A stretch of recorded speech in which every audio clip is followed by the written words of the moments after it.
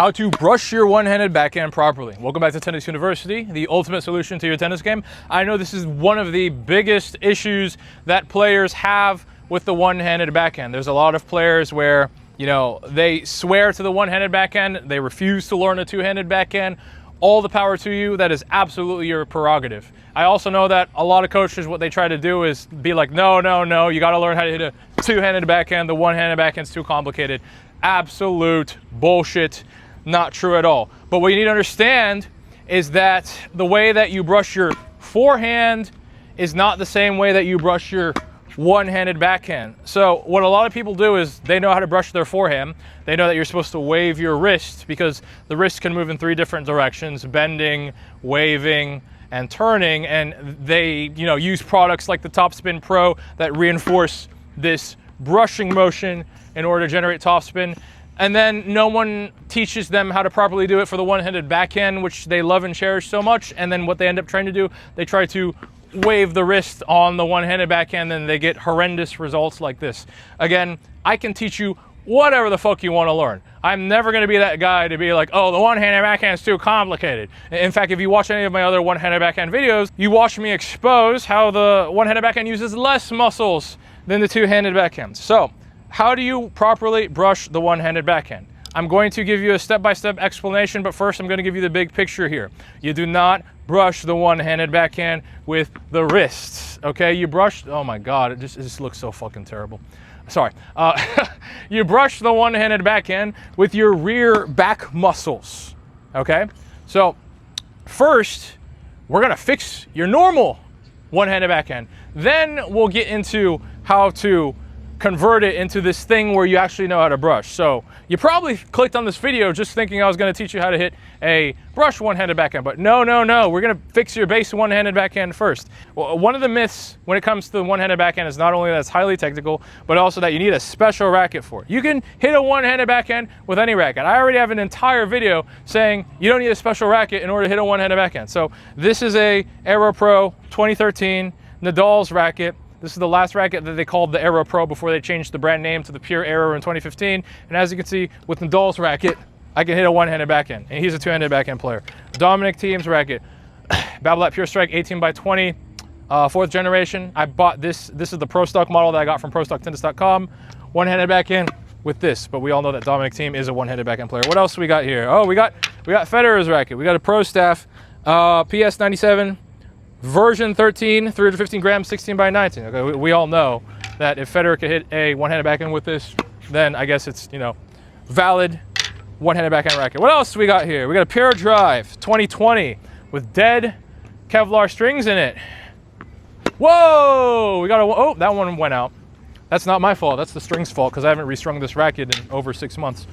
And we got the RF01. This is the first racket that came out when Federer retired. That is branded after him. So of course they engineer it to be able to hit a one-handed backhand. And again, that's all bullshit. You can hit a one-handed backhand with any racket. You can even hit it with a fucking spoon. If a pickleballer and a ping pong player can hit a one-handed backhand, I don't understand why you gotta be brainwashed into believing that you need a special tennis racket to hit a one-handed backhand.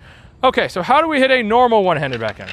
My racket of choice and my normal racket that I use is the Pure Strike 18x20. So I'm gonna use that for the rest of this video. Okay, how do you hit a normal one-handed backhand? I'm going to explain it step by step, but first I'm going to explain the big picture here. The big picture here is that the one-handed backhand is nothing more than a rear delt fly and a lateral raise. The primary muscles in the one-handed backhand are the rear deltoid and the center deltoid. Okay, if you put all those together smoothly, you get that smooth swing. Okay, but of course we have the loop, which in my instructional practice I call it the back roll. Like, you can call it whatever you want. You can call it the loop, you can call it the back roll, but for the rest of this video I'm going to refer to it as a back roll because that's just how I like to call it.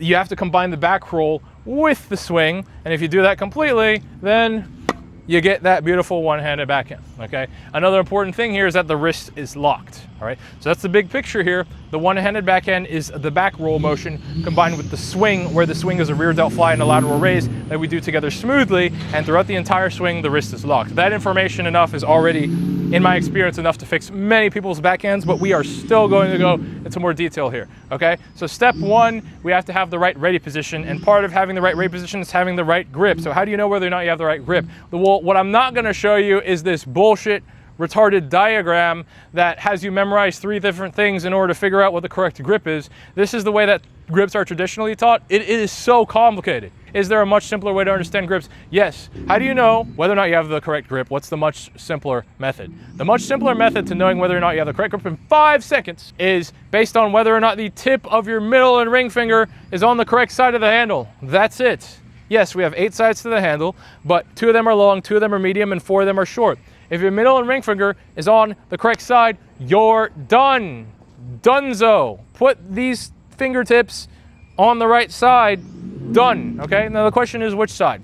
You want the tip of your middle and ring finger to be on a short side that is followed by an open long side. Okay, the long sides are aligned with the face of the racket. The medium sides are aligned with the edge of the racket. So you don't want your middle and ring fingertips to be on a short side followed by an open medium side. That is incorrect. They have to be on a short side followed by an open long side. Done! Done. You don't need to know a name. You don't need to know a name. None of my students know any of these convoluted, unnecessary names, this insane, complicated taxonomy. Now, after you have the correct grip, put the left hand on the neck of the racket, go in open stance. And when we hit one-handed backhands, when we go into preparation, which is next, what we're going to do is first we're going to go into closed stance. We have 2 primary stances in tennis. We have open stance and we have closed stance. Yes, we have this half or semi-open stance. This is in between. The purposes of this stance is for aiming the shot in certain directions, but that's beyond the scope of this video, okay? We have open stance. Open stance is optimized for lateral movement, and open stance also allows you to do something called space correction, where you can collapse the distance or expand the distance at the same time that you swing. What this does is it gives you forgiveness, okay? A lot of people, for the forehand, for example, one of the first things they're taught is step into every single ball. And then what happens if the ball's too close? They T-Rex the ball. What happens if the ball's too far? They break their L5, S1 lower back trying to reach the ball, okay? That's why you see open stance all the time when people are hitting forehands, all right?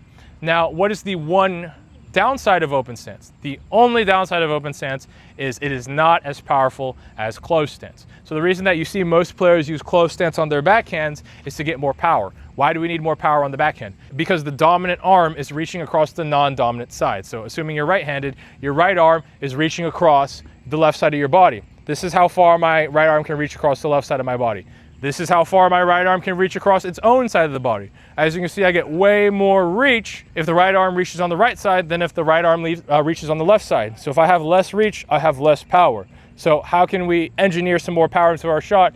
Get closed stance, all right? So I'm gonna turn right here. Let's say I did a theoretical open stance one-handed backhand. This is as far back as I could take my racket back, okay? But if I go into closed stance, now look how much further that racket gets brought back. If I can bring the racket back further, I could get more power, okay? So from ready position with the correct grip, you're gonna put your left foot back, put your right foot in front, and then punch your right arm out. Right arm's gonna extend out. If you're doing it properly, the string should be facing the left and the racket should be pointed up and back, okay? Now we're gonna get into the back roll, okay? So the left arm is gonna take over. The left arm is gonna pull the racket back and pull it down. You're opening the left chest with the left rear delt and you're pulling the arm down with the left lat. Okay, so those are 2 muscles that you're moving here. Now the neck of the racket is at the rear hip. If you're right-handed, this should be your left hip.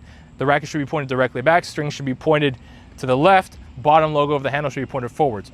From here, we get into the actual swing of the shot, which involves the separation of the arms. One of the issues that people have is they leave their left arm or their left hand on the racket as they're swinging. You gotta let it go right here. So after the back roll, you're gonna do your rear delt fly, lateral raise, combine them smoothly, turn the hip into the ball, keep the wrist locked. Do not straighten the wrist, do not hit a side swing. Our point of contact is where the strings are facing forward, which is about northwest of our body. And also when you're hitting the ball, you have to be coming up on it. You do not hit behind the ball. I see a lot of players, they try to hit behind the ball. That's incorrect. Okay, you have to come up on the ball. You're doing a rear delt fly first, and then you start activating the center delt to do the lateral raise so that you get this clean exponential upwards curve. If you do it all correctly, it looks just like that. Again, point of contact is right here. Point of contact is right after I start doing the lateral raise. So again, we do a rear delt fly, then I immediately start doing the lateral raise. Right after the beginning of the lateral raise is when that contact point happens. And you lift the arm to parallel, and then you also want some shoulder rotation as well, because that's what's gonna make the racket point up. And you should finish just like this.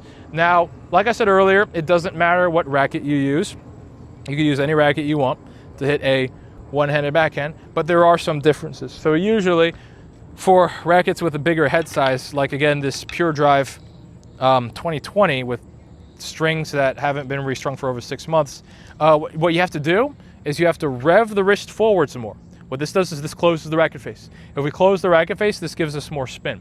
And then what we also need to do is raise the arm higher. If we get more spin, that will make the ball dip more, okay? So if the ball's gonna dip more because we put more spin on it, then it's gonna go in the net. So what's the solution to getting the ball higher if we're trying to put more spin on the ball, which makes the ball dip?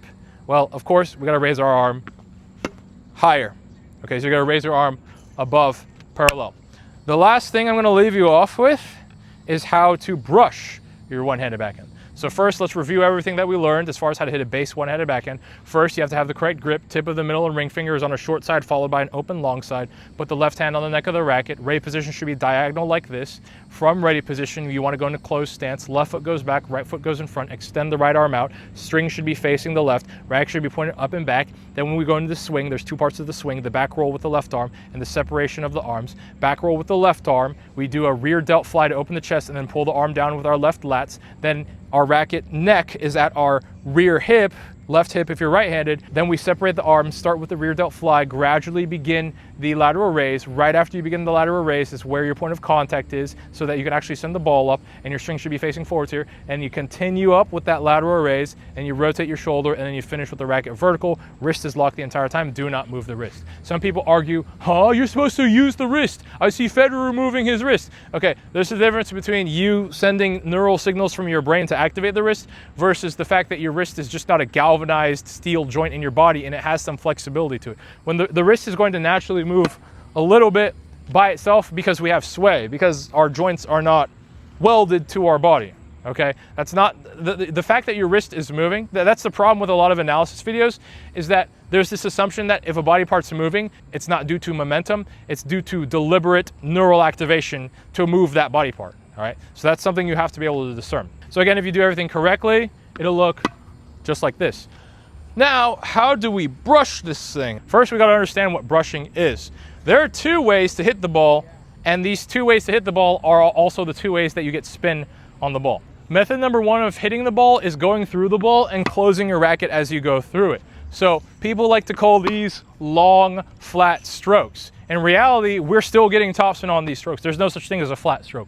What people call long, straight, flat strokes are players getting spin by rotating the racket through the ball. So if I'm hitting a long, flat forehand, which again, I'm getting spin through closure, I'm swinging through the ball, but I'm rotating my forearm as I'm going through. This rotation puts spin on the ball. You don't have to complete the full rotation by the time the ball escapes the strings. You just have to be rotating at all when you're making contact. Same thing with the one-handed backhand. If I'm going through the one-handed backhand and I rotate my shoulder closed, I'm getting spin on it. That's why with a lot of these high one-handed backhand winners that you see Federer hit, you see a closed racket face because he's closing his shoulder through the ball, and that's how he's putting spin on the ball. Okay, so method number one to hit the ball, which is also method number one to get spin on the ball, is closure. Method number two to hit the ball and to put spin on the ball is by brushing. Now the problem is that everyone is taught that brushing is the only way to get spin on the ball, and like I just showed you, you can also get spin by closing through the ball, and everyone calls that hitting flat, and you're not actually hitting flat. But I still want to teach you guys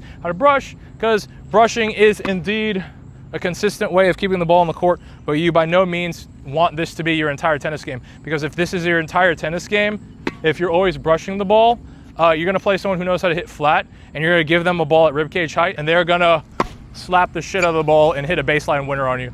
I had coaches tell me in the past, never hit winners from the baseline. I've had people fucking do that to me. I see it on TV. This is a complete myth. Guys, trust what you see with your own eyes and what you experience for yourself firsthand. All right, so how do you brush your one-handed backhand? First, we need to understand what brushing is. If hitting through the ball is method number one, what method number two is staying behind the ball. So in order to brush a shot, we have to figure out how to stay behind the ball properly. People know how to brush their forehand, which is by waving their wrist, and they use tools like the Topspin Pro, but a lot of people try to use that same mechanism, take it over to the backhand, and they start doing stuff like that, and then you get this horrendous, inconsistent result.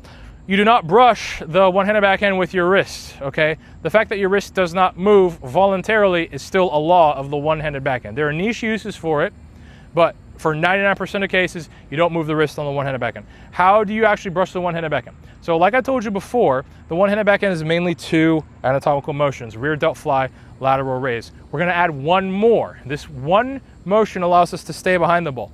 Okay, do you recognize this motion? If you go to the gym, you recognize this motion.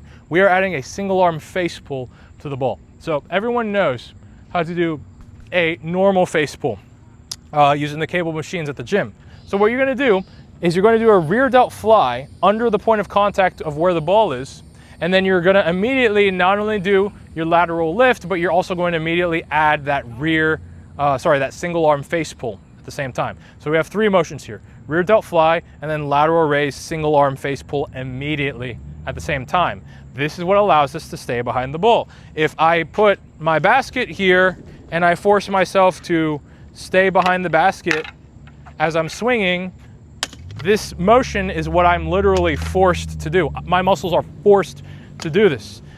Now let's do it with the ball, and boom, okay?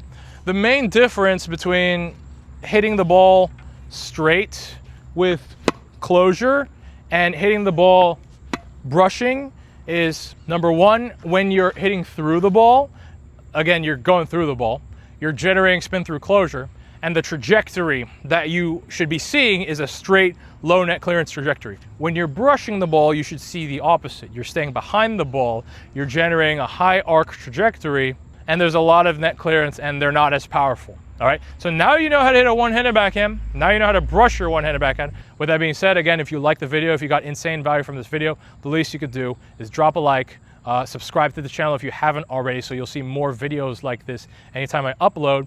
And if you have any questions or comments, please leave a comment down below. I'd love to hear what you have to say. Also, if you use this video and get insane results from it, I love hearing about people's results from using these videos. Don't be shy, leave a comment or question anytime you like. All right, I'll see you guys in the next video.